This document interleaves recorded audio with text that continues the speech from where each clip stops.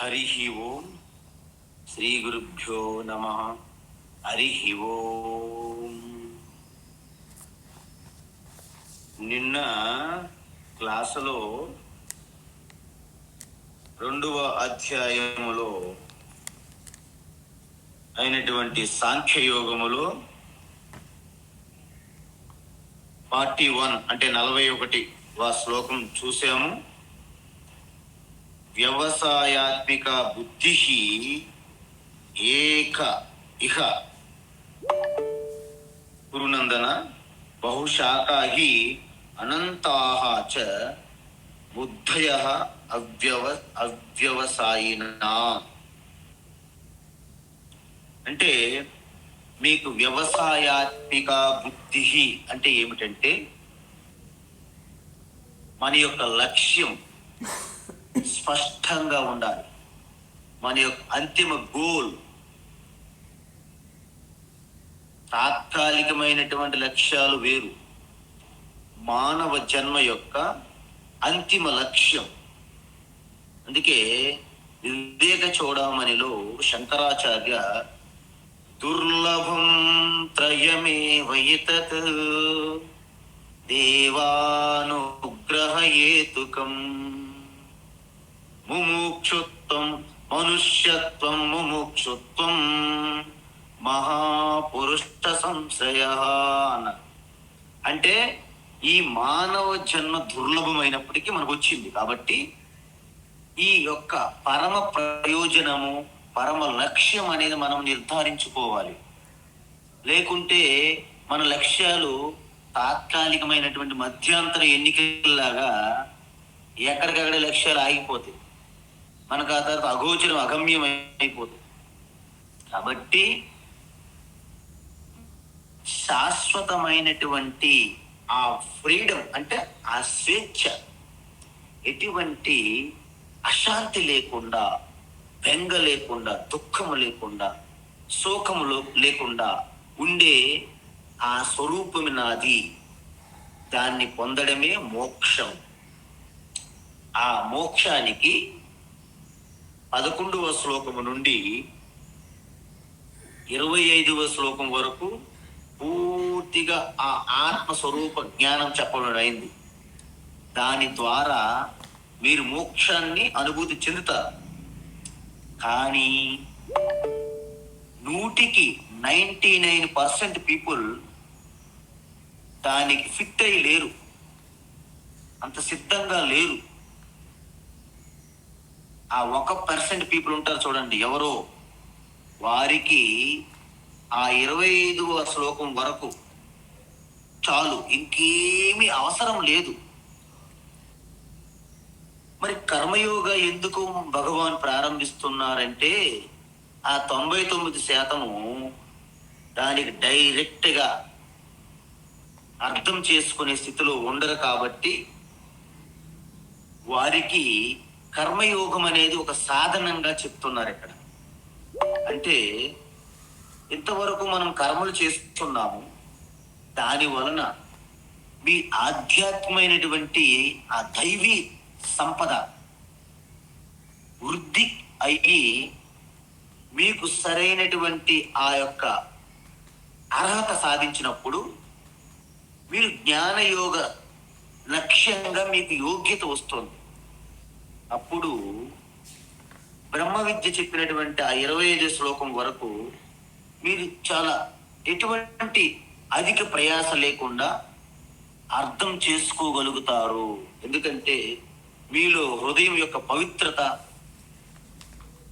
మనస్సు యొక్క స్థిరత్వం, బుద్ధి యొక్క కుశలత ఇవన్నీ మీలో ఉంటాయి, వృద్ధి చెందుతాయి. దేని ద్వారా? కర్మయోగ ద్వారా. అప్పుడు జ్ఞానయోగులకు మీరు అర్హత సాధిస్తారు. కాబట్టి మీకు స్పష్టత కావాలి. కర్మయోగ అంటే ఎటువంటి స్వార్థం లేకుండా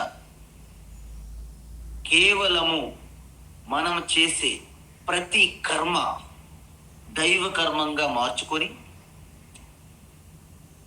ఈ సమస్త సృష్టికర్త, స్థితి లయకర్త అయినటువంటి ఒక పరమాత్మ ఈశ్వర అర్పణంగా ప్రతి కర్మ చేస్తూ వాటి వలన వచ్చే ప్రతిఫలం ఉంటుంది ప్రతిదానికి.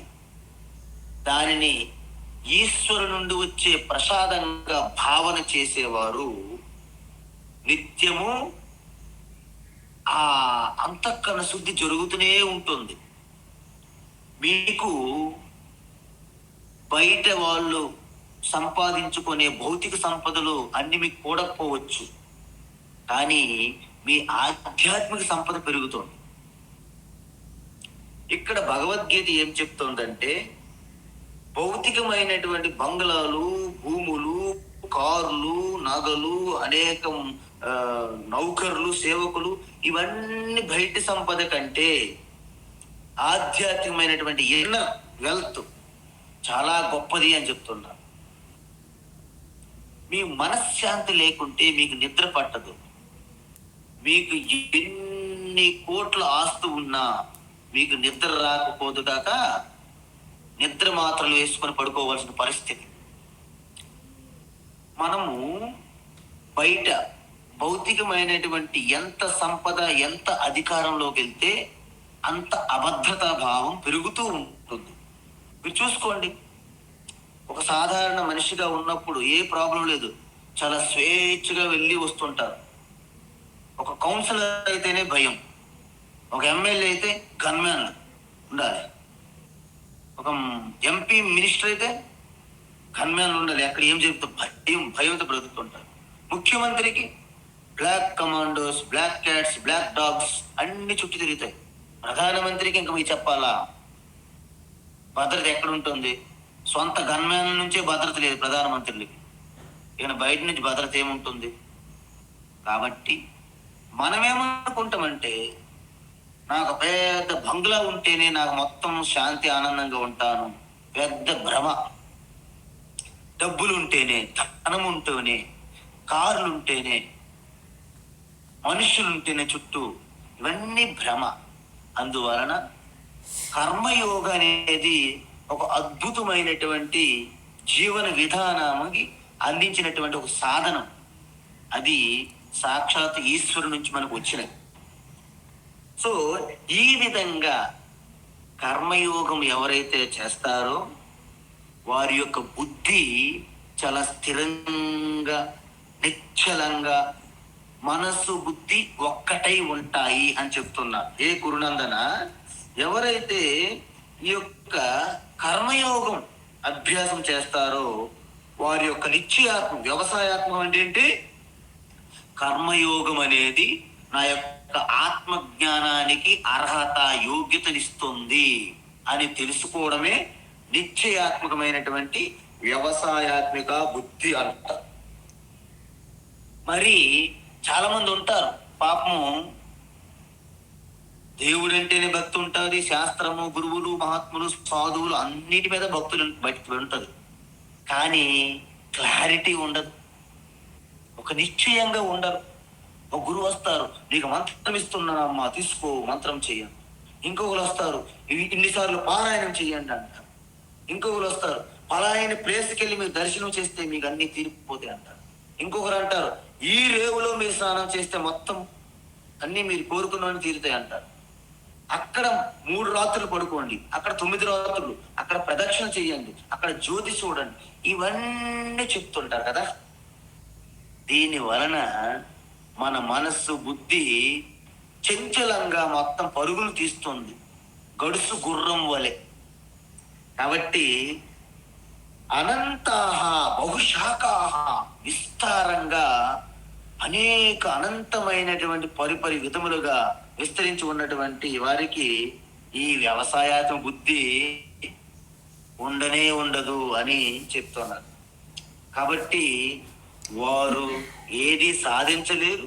అంటే దేహం త్యాగాంతరము, మళ్ళీ వచ్చే జన్మ గాని, ఈ జన్మలో గాని అసలు శాంతి సుఖం అనేది వాళ్ళకు మచ్చుకు కూడా తెలియదు.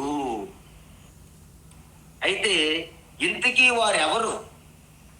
కృష్ణ వారు వారు వారు అంటాను. వారికేమో ఒక నిశ్చయత బుద్ధి ఉండదు, ఏకాగ్రత ఉండదు, బహుశాఖలుగా విస్తరించి ఉన్నాయి కదా. ఇంతకీ వారు ఎవరు అని అడిగేటప్పుడు కృష్ణ పరమాత్మ చెప్తున్నారు. ఇప్పుడు 42, 43, 44 ఈ 3 శ్లోకములు మనము ఒకేసారి చదవాలి. ఎందుకంటే ఈ 3 కలిపి ఒక ఆలోచన. యామిమాం పుష్పితాం వాచం, యామిమాం పుష్పితాం వాచం, యామిమాం పుష్పితాం వాచం, ప్రవదంత్యవిపశ్చితః, ప్రవదంత్యవిపశ్చితః, ప్రవదంత్యవిపశ్చితః, వేదవాదరతాః పార్థ, వేదవాదరతాః పార్థ, వేదవాదరతాః పార్థ, నాణ్యదస్तीति వాదినః, నాణ్యదస్तीति వాదినః, నాణ్యదస్तीति వాదినః, యామిమాం పుష్పితాం వాచం ప్రవదంత్యవిపశ్చితః, యామిమాం పుష్పితాం వాచం ప్రవదంత్యవిపశ్చితః, యామిమాం పుష్పితాం వాచం ప్రవదంత్యవిపశ్చితః, వేదవాదరతాః పార్థ నాణ్యదస్तीति వాదినః, వేదవాదరతాః పార్థ నాణ్యదస్तीति వాదినః, వేదవాదరతాః పార్థ నాణ్యదస్तीति వాదినః, కామాత్మానః స్వర్గపరాః, కామాత్మానः స్వర్గపరాः, కామాత్మానः స్వర్గపరాः, కామాత్మానః స్వర్గపరాః. నస్ అని అక్కడ స్ట్రెస్ చేయాలమ్మా. అక్కడ విసర్గం ప్లేస్ లో ఇంకొక సకారం పెట్టాలి, సరస్వతి సకారం. ఓకే. జన్మ కర్మ ఫలప్రదాం, జన్మ కర్మ ఫలప్రదాం, జన్మ కర్మ ఫలప్రదాం, క్రియా విశేష బహుళాం, క్రియా విశేష బహుళాం, క్రియా విశేష బహుళాం, భోగైశ్వర్యగతిం ప్రతి, భోగైశ్వర్యగతిం ప్రతి, భోగైశ్వర్యగతిం ప్రతి, కామాత్మానః స్వర్గపరాః జన్మ కర్మ ఫలప్రదాం, కామాత్మానः స్వర్గపరాः జన్మ కర్మ ఫలప్రదాం, కామాత్మానः స్వర్గపరాः జన్మ కర్మ ఫలప్రదాం, క్రియా విశేష బహుళాం, భోగైశ్వర్యగతిం ప్రతి, క్రియా విశేష బహుళాం, భోగైశ్వర్యగతిం ప్రతి, క్రియా విశేష బహుళాం, భోగైశ్వర్యగతిం ప్రతి,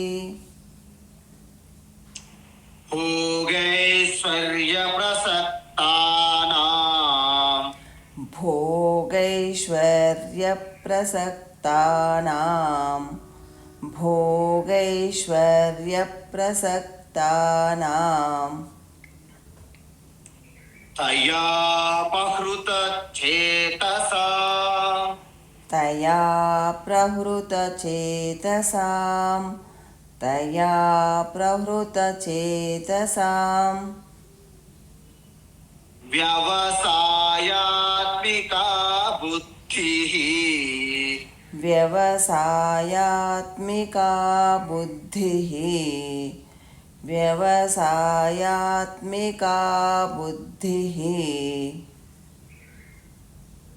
సమాధౌ న విధీయతే సమాధౌ న విధీయతే సమాధౌ న విధీయతే భోగైశ్వర్య ప్రసక్తానాం తయాపహృత చేతసాం భోగైశ్వర్యప్రసక్తానాం తయా ప్రహృతచేతసాం భోగైశ్వర్యప్రసక్తానాం తయా ప్రహృతచేతసాం వ్యవసాయాత్మికా బుద్ధిః సమాధౌ న విధీయతే వ్యవసాయాత్మికా బుద్ధిః సమాధౌ న విధీయతే వ్యవసాయాత్మికా బుద్ధిః సమాధౌ న విధీయతే. ఓకే, మంచిది. ఇప్పుడు ఈ 3 శ్లోకములు చెప్పే ముందు ఒక చిన్న బ్రీఫ్ నోటు, ఇంట్రడక్షన్ మీకు ఇవ్వాలి. ఏంటంటే కర్మలు ఎన్ని రకములుగా ఉంటాయి. మనకి 17వ అధ్యాయములో భగవాన్ శ్రీకృష్ణ చాలా వివరంగా, చాలా స్పష్టంగా చెప్పి ఉన్నారు. అంటే 3 గుణములు ఆధారంగా చేసే కర్మలు ఏమిటి? సత్వగుణము, రజోగుణము, తమో గుణముతో చేసే కర్మలు ఎలా ఉంటాయి.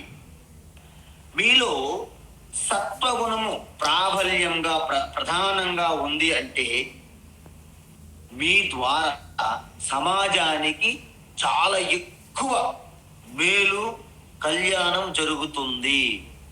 ఎందుకంటే మీరు నిస్వార్థంగా, నిష్కామంగా చేసే ఏ కార్యమైనా మీకు అంతఃకరణ పవిత్రత, హృదయ పవిత్రత, అంతఃకరణ శుద్ధి, ఆ యొక్క వ్యవసాయాత్మిక, నిశ్చయాత్మక బుద్ధి మీకు కలుగుతుంది. శాంతి, ఎదుటి వారికి కూడా మేలు జరుగుతుంది.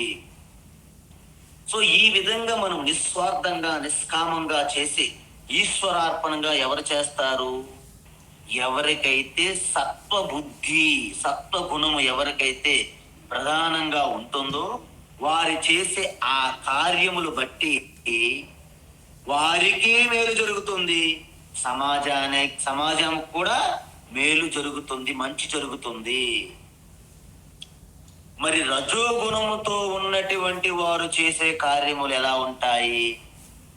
వారు ఎప్పుడు కూడాను నా యొక్క ఆధ్యాత్మిక వృద్ధి పక్కన పెట్టి భౌతికమైనటువంటి స్వార్థముతో భౌతిక సంపదను కూడబెట్టుకునే మార్గంలో ఉన్నవారు రజోగుణముతో కూడిన కార్యక్రమాలు చేస్తారు. వారికి డంబం ఉంటుంది, దర్పం ఉంటుంది, పేరు ప్రతిష్టలు కావాలి, పేరు కావాలి. వారు ఒక సీలింగ్ ఫ్యాన్ ఇస్తారు, ఆ రెక్కల పైన వారు పేరు రాసుకోవాలి. రాజా రామలింగరాజు చౌదరి నాయుడు రెడ్డి గారు అని ఏదో ఒకటి. ఎందుకు? వారికి పేరు ప్రతిష్టలు చెప్పుకోవాలి వాళ్ళ గురించి. సో ఈ విధంగా తన స్వార్థం కోసం చేసుకుంటారు. సమాజానికి మేలు ఎంత జరిగిందా జరగలేదనే దాంతో సంబంధమే ఉండదు వారికి. వారు చేసే ఏ యజ్ఞయాగం, ఏ కార్యక్రమమైనా తన స్వార్థం కోసం చేస్తారు. సో వారి వలన సమాజానికి పెద్దగా మేలు, మంచి జరగదు. లేకపోతే తాత్కాలికంగా ఆయన ఏదో ఒక సుఖంగా ఉన్నాననే భ్రమలో ఉంటారు. ఆధ్యాత్మికంగా అంతఃకరణంగా ఎటువంటి పెరుగుదల ఉండదు. ఎక్కడ ఉన్నారో అక్కడే ఎక్కడే గొంగలు అక్కడే అంటారు. కాబట్టి ఇలాంటి మన ప్రభుత్వాలు కడుతున్నటువంటి ప్రాజెక్టుల టైప్ అనమాట. నీటి ప్రాజెక్టులు ఉంటాయి కదా, గత 30 సంవత్సరాలు 20 సంవత్సరాలు వింటూనే ఉన్నాం, అలా జరుగుతూనే ఉన్నాయి పాపం. సో అలాగే ఎక్కడ అక్కడే ఉంటాయి అన్నమాట. సో ఈ విధంగా రజోగుణముతో కూడి చేసిన కార్యక్రమములన్నీ వారి యొక్క ఆధ్యాత్మిక వృద్ధి జరగదు. కేవలము భౌతికమైనటువంటి సంపదలని కూడగట్టుకుంటారు. వారి వలన సమాజానికి కూడా ఎటువంటి మేలు మంచి జరగదు. మరి తమో గుణముతో కూడిన వారి యొక్క కార్యక్రమాలు కర్మలు ఎలా ఉంటాయి స్వామీజీ? వీళ్ళు చాలా చాలా ఖతర్నాకులు అంటారన్నమాట. వీళ్ళు ఏంటంటే తన స్వార్థం కోసం అవసరమైతే అడ్డుగా ఉన్న వారిని తుడిచేయడం అన్నమాట. జాడు పట్టుకుంటారు, అడ్డగా ఉన్నవారిని ఎదురుగా ఉన్నవారిని అవసరమైతే అక్కడి నుంచి ఖాళీ చేసైనా తన స్వార్థాన్ని కోసము చేసుకున్నటువంటి వారు తమో గుణముతో కూడి ఉన్న కర్మలు అంటారు. దీనివల్ల ఏమవుతుంది?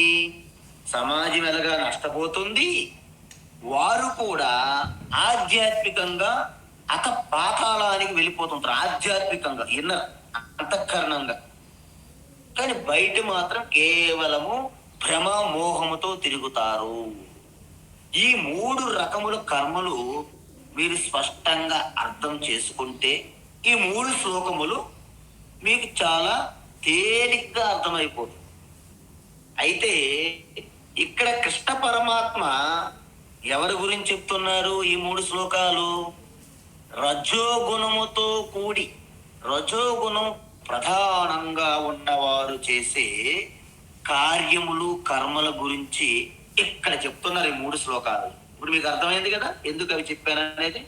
ఇప్పుడు చూద్దాం ఇంతకీ ఆ రజోగుణం ప్రధానంగా ఉన్నవారు ఎవరు అని చూసుకుంటే ఫస్ట్ చూడండి 42వ శ్లోకములో అవిపశ్చిత.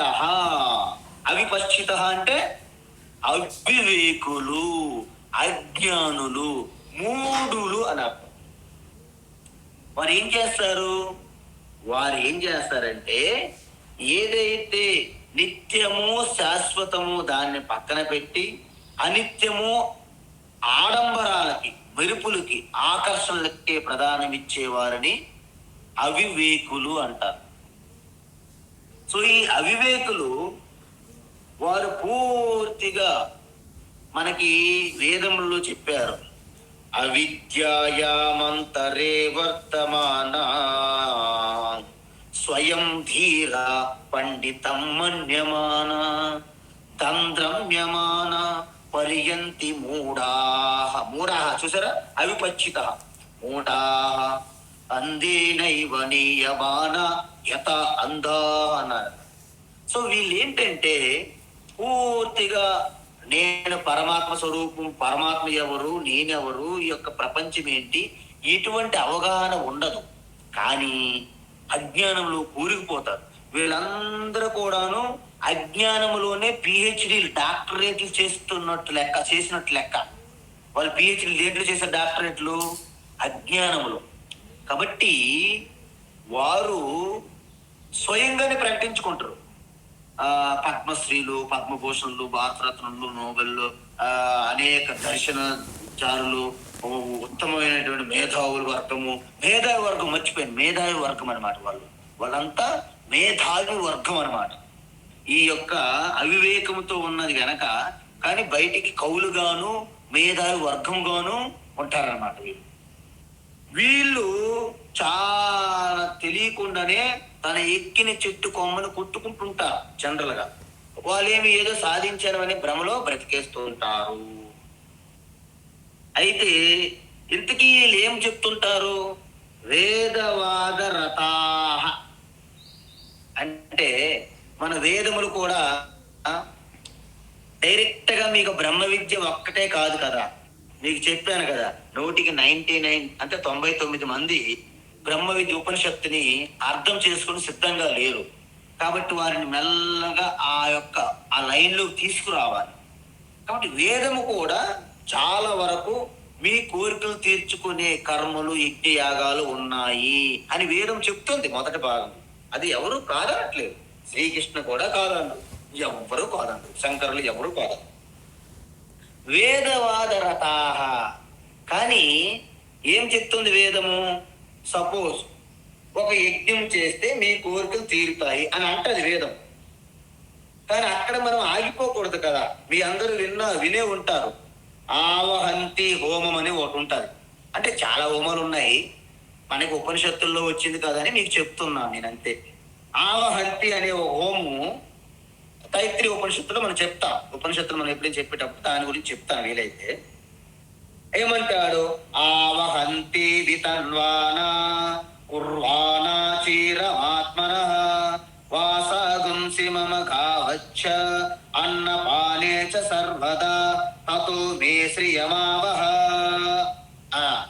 సో ఈ ఆవహంతి ఇలాంటి హోమాలు చేయడం వలన నీకు అన్నపానములు అంటే ఆహారము, వస్త్రములు, ఇల్లులు, ఆవులు. అప్పుడు ఆవులు సంపద ఎక్కువగా ఉండేది, ఇప్పుడు ఆవులు కాదు. ఇప్పుడు ఏంటంటే మీకు ఇల్లులు, మంచి మంచి కాస్ట్లీ ప్లేసుల్లో వెంచర్లు, మంచి ఫ్లాట్లు, ఇవన్నీ ఉంటాయి మరిన్ని. సో ఈ విధంగా వస్తాయని మొదటి చెప్తుంది. ఎందుకు? మనం అధర్మంగా ఎక్కడ వెళ్ళిపోతామో అని ఒక ధర్మం వైపు తీసుకురావడానికి వేదము కోరికలు తీర్చుకునే విధానము కూడా వేదములో ఉన్నది అని మొదట చెప్తారు. సో ఆ వాక్యములను వాటిని గట్టిగా పట్టుకుంటారు ఎవరు? ఈ అవిపశ్చిత అంటే అవివేకులు, మూఢులు. వాటి గురించి మాట్లాడుతూనే ఉంటారు. ఒకటే ఉదయం లేచినప్పటి నుంచి ఆ యజ్ఞము, ఈ హోమము, ఆయుష్ హోమము. ఈ మధ్యకాలంలో ఒక ఆశ్చర్యమైన వింత పోకడ నేను చూశాను. సన్యాసి తీసుకున్న తర్వాత కూడాను ఆయుష్ హోమం చేస్తున్నారు ఒకరు. దేనికోసం అన్నా? స్వామివారికి ఆయుష్ కోసం చేస్తున్నామన్నా. ఆయన సన్యాసం తీసుకునేటప్పుడే శ్రాద్ధం చేసుకున్నారు కదా. అష్టశ్రాద్ధము, విరుద్ధ హోమము, శ్రాద్ధం పెట్టుకుని చనిపోయారు, సన్యాసం తీసుకున్నారు. ఇంకా దేనికి ఆయుస్సు మీరు చేస్తున్నారు? చనిపోయిన దానికా, ఉన్నదానికన్నా? ఇంకేం అనలేదు వాళ్ళు. అంటే ఇలాంటి వింత పిచ్చి పోకడలు బయట ఉన్నాయని అర్థం. కాబట్టి వీటిని పట్టుకొని వేలాడుతుంటారు. తర్వాత ఉన్న గొప్ప తత్వము, గొప్ప జ్ఞానాన్ని వారు చూడరు. అయితే అలా వేదములో చెప్పినటువంటి మొదట ఏవైతే ఆ రిచువల్స్ ఉన్నాయో వాటిని పట్టుకొని ఇదే హైయెస్ట్ అంటారు అన్నమాట. ఇదేమంటారు వాళ్ళు తర్వాత? నాణ్యదస్తీతి వాదిన. అంటే ఇంతకంటే ఈ సృష్టిలో ఇంక గొప్పది ఏమీ లేదు. ఏంటి? కేవలము ఒక హోమము చేయి, యజ్ఞము చేయి, ఇక నీ కోరికలన్నీ తీరిపోతాయి. పేపర్ మీద రాయి, కుండీలో వేయి అంటారు అన్నమాట. ఏమి? నా అన్యత్ అస్తి, ఇంక దీనికంటే వేరే గొప్ప మార్గం ఏమి లేదండి అని ప్రకటనలు కూడా ఇస్తారు. పేపర్లోను, టీవీలో కూడా ఇస్తుంటారు వాళ్ళు. వాళ్ళని ఏమన్నారు ఉపనిషత్తుల్లో అంటే? నా అన్యశ్రేయో వేదయంతే ప్రమూఢాహ. అంటే ప్రమూఢాహ అంటే మూఢత్వంలో వీళ్ళు డాక్టరేట్లు చేశారని ఉపనిషత్తులు చెప్తున్నాయి. ప్రమూఢాహ నాణ్యశ్రేయో అంటే దీనికంటే గొప్ప శ్రేయస్ అనేది ఇంకేమీ లేదు. చూసారా ఎంత దారుణంగా చెప్తున్నారు వీళ్ళు? కాబట్టి వాళ్ళతో మీరు బహు జాగ్రత్తగా ఉండాలి. ఎవరు వారు? ఇంకా కామాత్మాన అంటే కామభోగ లంపటము, లాలస కలిగి కోరికలు తీర్చుకోవడమే జీవితము. కావో పీవో మజా కరో, మజా మజా అంటుంటారు. ఇక్కడ మనకి పంజాగుట్ సెంటర్లో అన్ని మనకి కనిపిస్తుంటాయి బోర్డులు. హైదరాబాద్ లోను, ఢిల్లీలోను, చెన్నైలోను అన్నిట్లో ఉంటాయి. కావో పీవో మజా మజా కరో అంటారు అన్నమాట. అదనమాట. సో ఈ కావో పీవో మజా కరో గ్యాంగ్ ఏదైతే ఉందో వీళ్ళని కామాత్మాన అంటారు. కేవలము మనకి పురుషార్థాలని చెప్పారు. ఏంటి? అర్థ, కామ, ధర్మ, మోక్ష. నిజానికి అర్థకామ అనేవి ప్రాథమికమైనటువంటి ఎలిమెంటరీ స్థాయి వాటికి. మనకున్న అర్థం అంటే ధనము. మనం కేవలము కోరికల కోసం ఉపయోగించకూడదు, ధర్మం కోసం ఉపయోగించాలి. ఎందుకు? ఆ ధర్మమే కర్మయోగంగా అవుతుంది కాబట్టి మీకు ఆధ్యాత్మికమైనటువంటి సంపద పెరుగుతుంది లోపల. దాని వలన మీ ఆత్మజ్ఞానము, బ్రహ్మ విద్య తెలుసుకోవడానికి ఉపయోగపడుతుంది. కాబట్టి ఈ అర్థకాముల దగ్గర ఆగిపోయిన వాళ్ళందరూ మూఢులు. కోరికలు తీర్చుకోవడము, ఏదో అడ్డుగోలుగా సంపాదించడము, కోరికలు తీర్చుకోవడం, వీరిని అర్థకాములు అంటారు. ఇంకొకటి ఏంటి? స్వర్గపరాహ. వీళ్ళెవరు? స్వర్గపరాహ అంటే ఇవన్నీ చేయడం వల్ల నేను స్వర్గభోగాలు కూడా పొందుతాను అనే ఒక ఆలోచన, కోరిక. కానీ ఒకప్పుడు స్వర్గము అంటే అర్థం ఏంటి? ముఖ్యమైన అర్హత ఏంటి చెప్పనా? ముందు మీరు చనిపోవాలి. మీరు చనిపోతే కదా స్వర్గంకి వెళ్ళేది. కాబట్టి ఈ కాలంలో మీరు ముందు చనిపోవాలి, స్వర్గంకి వెళ్ళాలంటే ఎవరు ఇష్టపడతారు? స్వర్గం మాకు వద్దులే, తర్వాత చూసుకున్నాం అంటారు. కానీ అప్పటి స్వర్గమే ఇప్పుడు అమెరికా, అప్పటి స్వర్గమే ఇప్పుడు లండను, ఆస్ట్రేలియా, ఇవన్నమాట. సో అందువలన మన వాళ్ళందరూ కూడాను ఇక అమెరికా ట్రిప్పులు వెళ్ళని ప్లాన్ చేసుకుంటారు అన్నమాట. అనేక రకములైనటువంటి ప్రాసెస్, డబ్బులు సంపాదించుకొని. ఇది ఇప్పుడున్నటువంటి స్వర్గము. అయితే వీళ్ళందరినీ కూడా ఏమన్నారు? అవ్యవసాయిన. వీరికి ఎవ్వరికి కూడా ఒక స్థిరమైనటువంటి, ఒక నిశ్చయమైనటువంటి వ్యవసాయాత్మకమైన బుద్ధి వీళ్ళకి ఉండదు. అందువలన వీళ్ళేమంటున్నారు? ప్రవదంతి, చెప్తున్నారు. ఏం చెప్తున్నారు? ఇప్పుడు వినండి, చాలా అద్భుతమైనటువంటి విషయం. వాళ్ళు ప్రవదంటే ఏంటంటే విస్తారంగా ఉపన్యాసాలు ఇస్తారంట వాళ్ళు. దేనికోసము? యామిమా పుష్పిత వాచం ప్రవదంతి. ఈ కామాత్మాన స్వర్గపరాహ నాణ్యదస్తీతి వాదిన అవిపశ్చిత వేదవాద రథా. 5 రకాల డిగ్రీలు ఇచ్చాం వీళ్ళకి మనం. అంటే మనం ఇవ్వలేదు, శ్రీకృష్ణ పరమాత్మ ఇచ్చారు వీళ్ళకి 5 రకాల డిగ్రీలు. అవిపశ్చిత అవివేకులు, వేదవాద రథ వేదములో చెప్పినటువంటి కామ్య కర్మల గురించి మాత్రమే అలాగ రెవల్యూషన్ చేస్తుంటారు, ఇంకా వేరేది ఏమీ లేదంటుంటారు. అర్థకాములు, కావోపివు, మజాకోరో గ్యాంగ్, స్వర్గం ఎక్కడ ఉందో స్వర్గంకి వెళ్తామని. ఈ 5 రకాల వాళ్ళు యామిమాం పుష్పిత వాచం ప్రవదంతి. వాళ్ళ మాటలంట నోటిలో బూరిలు, చెవిట్లో గారులు ఉండే విధంగా మాటలు ఉంటాయి. తీయని తీయని పలుకులతో, మాటలతో మనల్ని అలాగా ఆకర్షించే విధంగా వాళ్ళ ఉపన్యాసాలు ఉంటాయట. పుష్పిత వాచం, ఫ్లవరీ టాక్ అంటారు మనకి ఇంగ్లీష్ లో. లైక్ మిఠా మిఠా బాత్ కర్తే హేనా, మిఠా మిఠా అంటారు. ఇదిగో తీయని మాటలు, మాటలతో బురిడీ కొట్టించడు. ఆ మాటలతో బురిడీ కొట్టించే విధానాన్ని యామిమా పుష్పిత వాచం ప్రవదంతి. అయితే వీళ్ళు మామూలు కాదండి. వీళ్ళంతా కూడాను భోగైశ్వర్య ప్రసక్తానా. అంటే ఏమంటున్నారు? వీళ్ళు తనంతట తానుగా, ఇది కాదు, క్రియా విశేష బహుళ అంటే మనల్ని పూర్తిగా కర్మల్లో ఊరికిపోయే విధంగా మనల్ని ప్రేరేపిస్తారన్నమాట వీళ్ళు. ఇక మీరు కనీసము మీకు రెస్ట్ ఉండదు, మీకు విశ్రాంతి ఉండదు, దాంట్లో దిగుతారు. వాళ్ళు చెప్పే మాటలు విని ఆ యొక్క తీయని మాటలు, ఆ యొక్క పుష్పాలుగా అలాగా ప్రకాశించే, వికసించే ఆ మాటలకు పడిపోతాం మనం. పడిపోయి ఆ క్రియా విశేష బహుళం, ఆ కార్యాల్లో, ఆ కర్మల్లో పడిపోయి మన యొక్క ఎనర్జీ, మన ఆరోగ్యం అంతా పనంగా పెట్టి ఆ కర్మల్లో చిక్కుకుంటాము. చిక్కుని ఏమవుతుంది? జన్మ కర్మ ఫలప్రద. అంటే ఏంటి? మీరు పనులు చేస్తుంటారు, చేసి మరణిస్తారు, మళ్ళీ అవే కోరికలతో పుడతారు. అంటే మళ్ళీ జన్మకి జన్మము మరణము, జన్మము మరణం అనే ఒక చక్రంలో మీరు తగులుకుంటారు. మీ అందరికీ తెలుసా లేదు కానీ ఒక చిన్న విషయం చెప్తాను. మనం ఎప్పుడైనా సరే ఇక ముంబై సర్కస్ అని వస్తుంది అన్నమాట, మనకి ఎల్బీ స్టేడియంలోను లేకపోతే పెరేడ్ గ్రౌండ్ లో పెడుతుంటారు.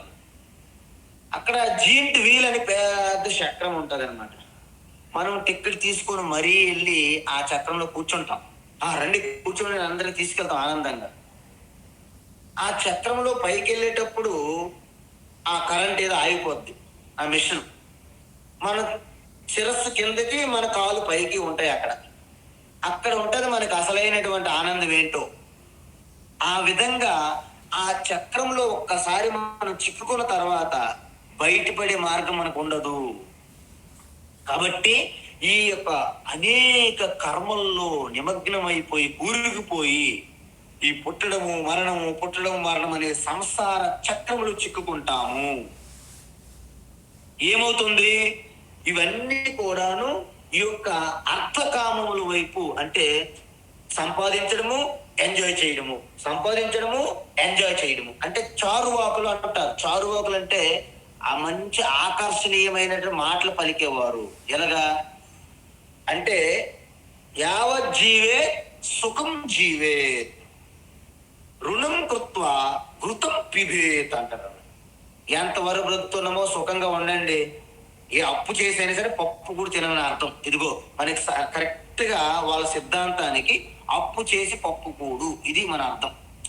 అలాగ చేసి మనల్ని పూర్తిగా భోగాల వైపున ప్రేరేపించి ఆ భోగములు ఆ యొక్క అర్థకాముల వైపు మనల్ని రెచ్చగొడతారు. సరే, మనల్ని రెచ్చగొట్టారు కరెక్టే, వాళ్ళ సంగతి ఏంటి? వాళ్ళు స్వయంగా భోగైశ్వర్య ప్రసక్తాన, నేను ముందే చెప్పాను కదా, అజ్ఞానంలో కూరుకుపోయి డాంబికంగా మాట్లాడటం అన్నమాట. సో స్వయంగా వాళ్ళంతట వారే ఈ యొక్క అర్థకామాల్లో కూరుకుపోయి ఉన్నారు. కూరుకుపోయి ఉంటే ఏమైంది? తయాపహృత చేతసా, వాళ్ళ యొక్క వివేకము, వాళ్ళ బుద్ధి, వాళ్ళ యొక్క నిర్ణయాత్మకమైన శక్తి, మేధ, ప్రజ్ఞ, తెలివి మొత్తము అపహరించుకోబడతాయి. అంటే వాళ్ళు లేశమంతైనటువంటి వివేక జ్ఞానం లేకుండా కోల్పోతారు కదా. కోల్పోయిన తర్వాత ఏమైంది? వాళ్ళకి వ్యవసాయాత్మిక బుద్ధి, అంటే మంచి ఏకాగ్రత చిత్తం కలిగి ప్రశాంతతమైనటువంటి ఆ బుద్ధి వాళ్ళకు ఉంటదండి. సమాధౌ అంటే మనస్సులో ప్రశాంతత, పవిత్రత ఉండదు. నా విధీయతే, వాళ్ళకి వ్యవసాయాత్మక బుద్ధి అనేది సమాధౌ అంటే అంతఃకరణంలో, బుద్ధిలో నా విధీయతే, వాళ్ళకి కలగదు.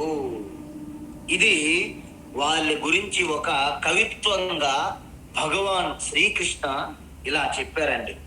కాబట్టి వీటిని గురించి మనము చాలా అప్రమత్తంగా ఉండాలి. ఓకే, ఇప్పుడు ఒక అద్భుతమైనటువంటి ఒక ఉపదేశాన్ని ఇస్తున్నాడు అర్జునుడికి, అంటే మనకి అని అర్థం. అర్జున అన్నానంటే మీరు ప్రతి ఒక్కరూ మీ పేరు ఊహించుకొని నన్నే శ్రీకృష్ణ చెప్తున్నాడు అనే ఒక భావనలోకి వెళ్ళిపోవాలి. పార్థ అంటే ఓకే నాకే చెప్తుండే కృష్ణ అనే భావన మీకు కలగాలి. అంతవరకు మీకు గీత ఏదో అర్జునుడి శ్రీకృష్ణ చెప్పాడు అనే భావనలు ఉండిపోతారు మీరు. అందువల్ల గీత వలన ఎటువంటి ప్రయోజనం ఉండదు. నేను గీత చదివాను, ఎవరో ఒక స్వామి ఉత్తరకాశం నుంచి చెప్పాడు, ఇవే మిగిలిపోతాయి, లాస్ట్కి మీకు ఎటువంటి ప్రయోజనం ఉండదు. కాబట్టి ఇప్పుడు మీకు ఒక మంచి సలహా ఇస్తున్నాడు భగవాన్ శ్రీకృష్ణ. త్రైగుణ్య విషయా వేదాః, త్రైగుణ్య విషయా వేదాః, త్రైగుణ్య విషయా వేదాః, నిస్త్రైగుణ్యో భవార్జున, నిస్త్రైగుణ్యో భవార్జున, నిస్త్రైగుణ్యో భవార్జున, నిర్ద్వంద్వో నిత్యసత్వస్థః, నిర్ద్వంద్వో నిత్యసత్వస్థః, నిత్యసత్వస్థః నిర్ద్వంద్వో నిత్యసత్వస్థః నిర్యోగక్షేమ ఆత్మవాన్ నిర్యోగక్షేమ ఆత్మవాన్ నిర్యోగక్షేమ ఆత్మవాన్ త్రైగుణ్య విషయా వేదాః నిస్త్రైగుణ్యో భవార్జున త్రైగుణ్య విషయా వేదాః నిస్త్రైగుణ్యో భవార్జున త్రైగుణ్య విషయా వేదాః నిస్త్రైగుణ్యో భవార్జున నిర్ద్వంద్వో నిత్యసత్వస్థః నిర్యోగక్షేమ ఆత్మవాన్ నిర్ద్వంద్వో నిత్యసత్వస్థః నిర్యోగక్షేమ ఆత్మవాన్ నిర్ద్వంద్వో నిత్యసత్వస్థః నిర్యోగక్షేమ ఆత్మవాన్. ఓకే, మంచిది. ఇప్పుడు భగవాన్ ఇలాంటి రజోగుణ కర్మ ద్వారా ఇలాంటి వాళ్ళందరూ కూడా ఈ విధంగా వాళ్ళ యొక్క సమయము వారి యొక్క జన్మ యొక్క గొప్పతనాన్ని విస్మరిస్తారు. కాబట్టి మీకు సలహా ఈ విధంగా ఇస్తున్నాను అని భగవాన్ శ్రీకృష్ణ ఈ విధంగా చెప్తున్నారు. ఏమని? త్రైగుణ్య విషయ వేదాహ అంటే ఈ కామ్య కర్మలు, వాటి నుంచి వచ్చినటువంటి భోగములు, ఈ కాంబినేషన్ ని త్రైగుణ్య విషయా అంటారు.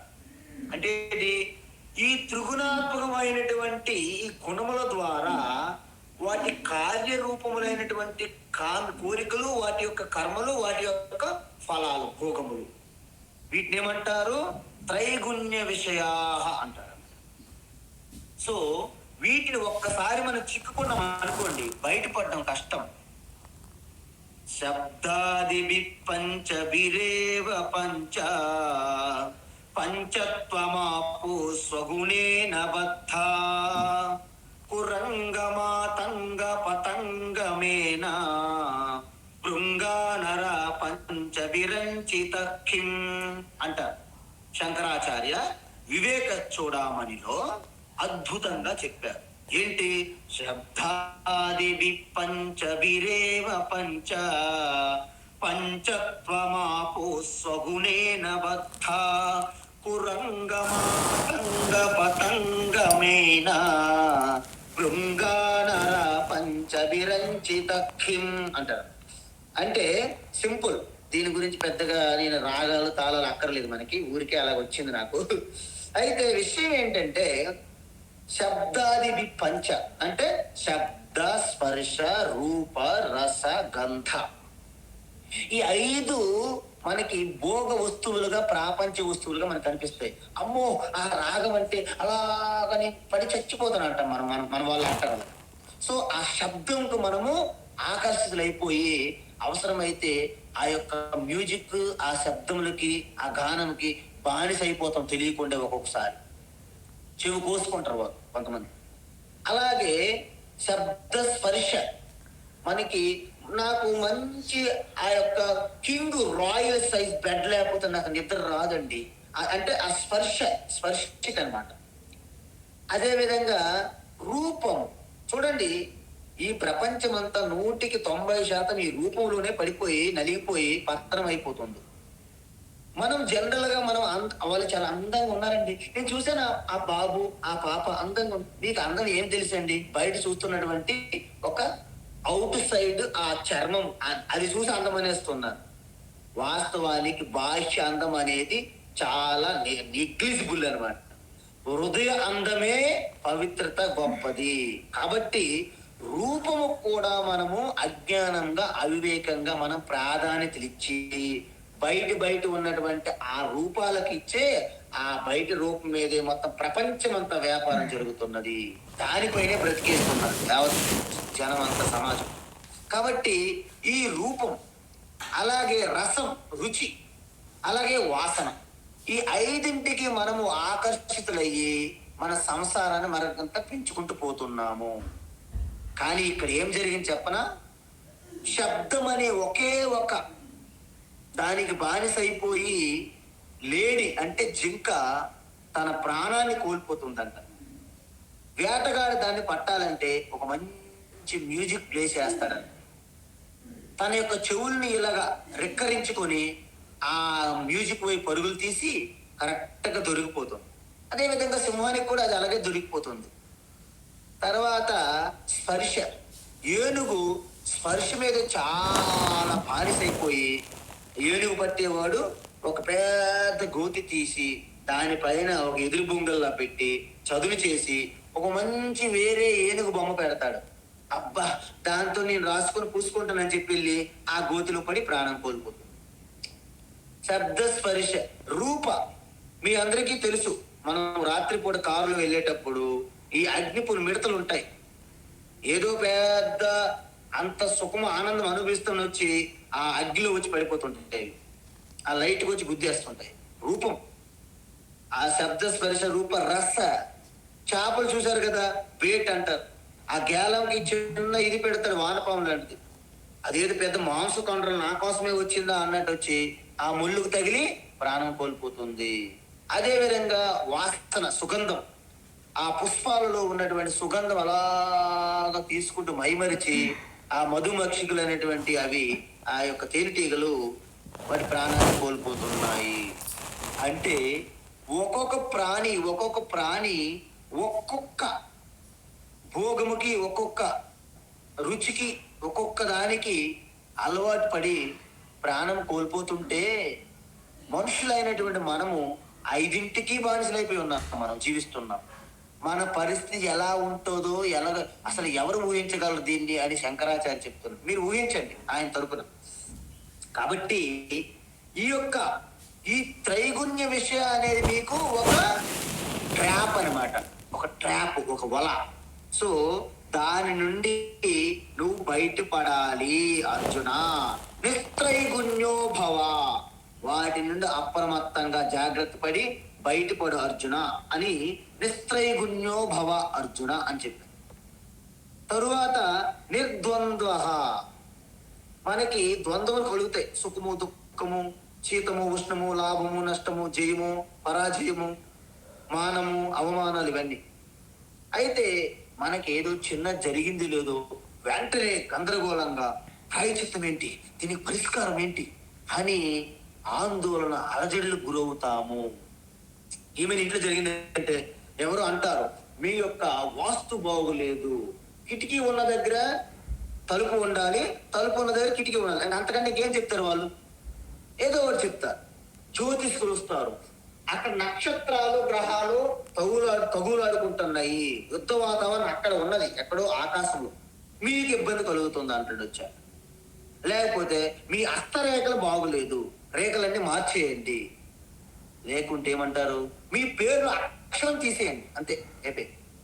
సో ఈ విధంగా నిమ్మకాయలు కట్ చేసి దాని మీద సింధూరం పోయండి అంటే అది తలకాయది. అది ఇలాంటివి అనేక రకమైన ఉపాయాలు చెప్పడానికి ఈ యొక్క పుట్టుమచ్చలు, అనేక బల్లి, నల్లి పేరు, ఇలాంటి శాస్త్రాలు చదువుకొని మన చుట్టూ ఎప్పుడు మన పిలుస్తారని ఎదురు చూస్తుంటారు చాలా మంది. మీరు చిన్న సమస్యను వాళ్ళ దగ్గర పెడితే మీ మీద అమాంతంగా ఒక ఎవరెస్ట్ పర్వతాన్ని మీ మీద మోపుతారు. కాబట్టి ఈ చిన్నపాటి కలుగుతున్నటువంటి ఈ యొక్క ద్వంద్వములు ఏవైతే ఉన్నాయో వాటికి కాస్త సమయం ఇచ్చి శాంత చిత్తులై అల్టిమేట్ తత్వం ఏంటి, సత్యం ఏంటి, భగవద్గీతలో కృష్ణ పరమాత్మ ఏం చెప్పారు అని ఒక్క 5 నిమిషాలు గ్యాప్ ఇచ్చి ఆలోచిస్తే మీ సమస్యలన్నిటికీ పరిష్కారం మీరే ఇవ్వగలుగుతారు.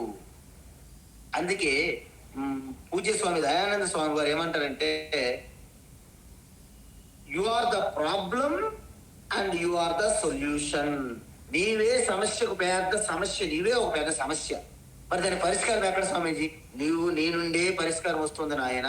అమ్మ, బయట ఎక్కడ పరిష్కారం ఉండదు. ఎందుకు? సమస్య నువ్వు కాబట్టి అని గురువు గారు అలా చెప్పారు, పెద్ద గురువు గారు. అందువలన ఈ నిర్ద్వంద్వముల నుంచి, ఈ ద్వంద్వముల నుంచి కూడా నువ్వు బయటపడాలి అర్జున. అది బయటపడిన తర్వాత ఏం చేయాలి? నిత్య సత్వస్థ, నిరంతరము సత్వగుణ స్థితిలో ఉండు. ఆ సత్వగుణ స్థితిలో ఉంటూ కర్మయోగ అనుష్ఠానం చెయ్యి. నువ్వు శుద్ధమైన పవిత్రమైనటువంటి ఒక కోహినూరు వజ్రం వలె స్పష్టంగా, నిర్మలంగా, ప్రకాశంగా, వివేకవంతంగా, బుద్ధి కుశలతతో, సమత్వంతో ఉంటావు. అలా ఉండడం వల్ల ఏమవుతుంది? నీవు యోగక్షేమముల గురించి నువ్వు చింతన చేయ అవసరం లేదు. నీ యోగక్షేమములు మేము చూసుకుంటాం. మేమంటే ఎవరు? నీ హృదయం నుంచే గుండు కొట్టడానికి ఏదైతే నీకు సహాయం చేస్తుందో ఆ ఎరుక ఆత్మరూపంగా ఉన్న పరమాత్మయే నీకు అన్ని ఏర్పాట్లు చేస్తారు. నీ యోగక్షేమముల గురించి బాధపడకు, దిగులు చెందకు. ఇంతకీ ఇక్కడ యోగ అంటే ఏంటి? క్షేమం అంటే ఏంటి? ఏదైతే మనకు అవసరం ఉన్నదో అది లేకుంటే అది పొందడాన్ని ఏమంటారు? యోగము. మరి మన దగ్గర ఉన్నది దాన్ని రక్షించడాన్ని ఏమంటారు? క్షేమము. ప్రతి వ్యక్తికి ఈ రెండు సమస్యలే. ఏవైతే లేదో సంపాదించాలి, ఉన్నదాన్ని కాపాడుకోవాలి. అందువలన ఈ రెండు విషయాలు పరమాత్మ వదిలిపెట్టి నువ్వు నిత్యము ఆత్మగుణ సంపన్నులై ఉండండి. ఆత్మవాన్ అంటే అప్రమత్తంగా, అలర్ట్, విజిలెంట్, యాక్టివ్గా. ఎలాగైతే సరిహద్దుల్లో మన సైన్యం, ఆర్మీ వాళ్ళు ఎంత అలర్ట్గా, అప్రమత్తంగా ఉంటారో మీరు అంత అప్రమత్తంగా సమాధి బుద్ధితో, సమత్వ బుద్ధితో ఉంటే నీ యొక్క యోగక్షేమాలన్నీ నేను చూసుకుంటానని 9వ అధ్యాయంలో భగవాన్ చెప్తారు. అనన్యా చింతయంతో మాం ఏ జనా పర్యుపాసతే తేషాం నిత్యాభియుక్తానాం యోగక్షేమం అహం వహామి. నేనే ప్రత్యక్షంగా చూసుకుంటాను అంటారు. మనం నమ్మమని నేను మీకేదో సహాయం చేయడం కాదు, నేనే పూర్తిగా వాటిని తీసుకుంటాను. మన అందరం కూడాను ప్రతి ఒక్కరికి మనము ఈ చెయ్యమని వాళ్ళకి అప్పచెప్తుంటాం. మీరు ఎవరిని నమ్మొద్దు, నాకు వదిలిపెట్టేయండి అని ఆయన ప్రతిజ్ఞ చేసి ఉన్నాడు భగవద్గీతలో. కాబట్టి ఈ యోగక్షేమాల మీద మీ యొక్క సమయం వెచ్చించకుండా మీరు పూర్తిగా నిత్య నిరంతరము సాత్విక గుణముతో, సత్వ గుణముతో ఉండి మీ యొక్క కర్మయోగం చేస్తే తద్వారా మీకు అత్యంత ఆ జ్ఞాన యోగం యొక్క యోగ్యత వస్తుంది. తద్వారా ఈ యొక్క సాంఖ్యయోగం అనే బ్రహ్మ విద్యలోకి మీరు ప్రవేశిస్తారు. అప్పుడు ఆ జ్ఞానము ద్వారా మీరు మీ ఆత్మస్వరూప స్థితిలో సహజ సిద్ధంగా ఉంటారు. ఎవరో ప్రయత్నించి లోపలికి ప్రవేశించాలి, వెళ్ళాలని కాదు. కాబట్టి ఇప్పుడు అలా చేస్తే అలాంటి జీవన్ముక్తులు ఎలా ఉంటారు అనేది ఒక ప్రశ్న. ఇప్పుడు ఆ శ్లోకం ఇక్కడ చెప్తున్నారు భగవాన్. యావానర్థ ఉదపానే యావానర్థ ఉదపానే యావానర్థ ఉదపానే సర్వతః సంప్లుతోదకే సర్వతః సంప్లుతోదకే సర్వతః సంప్లుతోదకే తావాన్ సర్వేషు వేదేషు తావాన్ సర్వేషు వేదేషు తావాన్ సర్వేషు వేదేషు బ్రాహ్మణస్య విజానతః బ్రాహ్మణస్య విజానతః బ్రాహ్మణస్య విజానతః యావానర్థ ఉదపానే సర్వతః సంప్లుతోదకే యావానర్థ ఉదపానే సర్వతః సంప్లుతోదకే యావానర్థ ఉదపానే सर्वतः सम्प्लुतोदके तावान् सर्वेषु वेदेषु ब्राह्मणस्य विजानतः तावान् सर्वेषु वेदेषु ब्राह्मणस्य विजानतः तावान् सर्वेषु वेदेषु ब्राह्मणस्य विजानतः. ఓకే, ఇప్పుడు ఈ శ్లోకం రేపు నేను బృందావనము నుండి వారణాసి వెళ్తున్నాను. రాత్రి నాకు ట్రైన్ ఉన్నది కాబట్టి నేను రేపటి క్లాస్ సమయంలో ట్రైన్లో ఉంటాను. మీ అందరూ ఈ విషయాన్ని గమనించాలి. రేపు క్లాసు ఉన్నది అంటే శ్రీనివాస స్వామి వారు, సద్గుణ గారు రేపు క్లాసు నిర్వహిస్తారు. అంటే ఇప్పటి వరకు మనము 46వ శ్లోకం ఇవాళ ప్రారంభించాం కాబట్టి 2వ అధ్యాయము చాలా పెద్దది, 72 శ్లోకములు. ఇప్పటికే మనం లక్కీ అంటే అదృష్టవంతులం, 46 శ్లోకముల వరకు వచ్చాం మనం. అంటే రేపటి క్లాసులో మీరు పూర్తిగా ఈ 46వ శ్లోకం వరకు చాలా చక్కగా పారాయణం, ఉచ్చారణ, అక్కడ సందులు, సమాసాలు, విగ్రహవాక్యాలు పాణిని ఎలాగైతే చెప్పారో ఆ విధంగా ఆ సద్గుణ గారికి సంస్కృత గ్రామరు వచ్చు, భగవద్గీత కూడా టీచ్ చేస్తున్నారు కాబట్టి వారు నిర్వహిస్తారు క్లాసు. శ్రీనివాస స్వామి వారు ఎవరెవరు ఈ యొక్క గీతా శ్లోకములు చదవాలి, ఉచ్చరించాలని స్వామివారు నిర్ణయిస్తారు. అలాగే విజయమ్మ గారు, అలాగే మిగతా అమ్మవార్లు అందరూ కూడాను మీరు బాగా ఈ యొక్క శ్లోకాలు చదవండి. రేపటి క్లాసులో నేను రాలేను. ఎల్లుండి క్లాసులో ఈ యొక్క 46వ శ్లోకం యొక్క వ్యాఖ్య నేను చేస్తాను. కాబట్టి ఈ విషయాన్ని మీరు అందరూ కూడాను గమనించి సహకరించి రేపటి క్లాసుని మీరు విజయవంతంగా నిర్వహించాలని ఆ యొక్క శ్రీకృష్ణ యొక్క ఆశీర్వాదము, కృప కటాక్షం మీ అందరికీ ఉండాలని హరి ఓం తత్సత్. సర్వం శ్రీకృష్ణార్పణమస్తు.